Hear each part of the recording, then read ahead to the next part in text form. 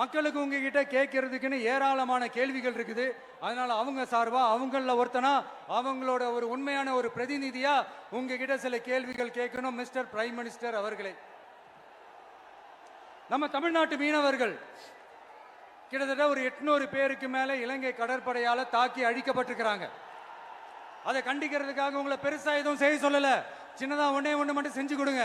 இனிமேலாச்சும் எங்களுடைய மீனவர்கள் பாதுகாப்பா இருக்கிறதுக்காக இந்த கச்சத்தீவை இலங்கை கிட்ட இருந்து மீட்டு கொடுத்துருங்க, அது போதும். உங்களுடைய இந்த முரட்டு பிடிவாதத்தால நீங்க நடத்துற இந்த நீட்டு தேர்வு, அதனால இங்க என்னென்ன நடக்குதுன்னு சொல்றதுக்கே மனசு வலிக்குது. அதனால அந்த நீட்டு தேர்வு தேவையில்லைன்னு அறிவிச்சிருங்க, அது போதும்.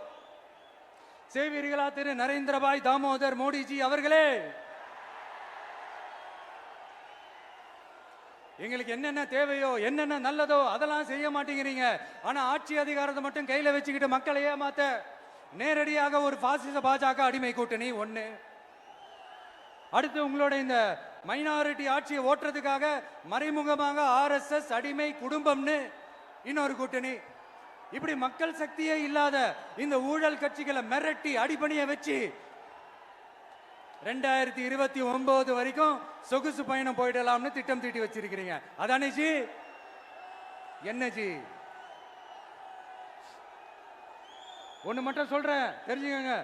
என்னதான் நீங்க இந்த நேரடி மறைமுக கூட்டணி குட்டிகரணம் போட்டாலும் தாமரை இலையில தண்ணியே ஒட்டாது. தமிழக மக்கள் மட்டும் எப்படி ஒட்டுவாங்க?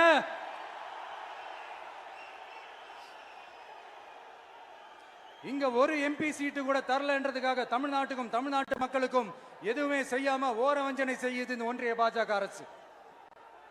சங்கம் வச்சு தமிழ் வளர்த்த மண் இந்த மதுரை மண்.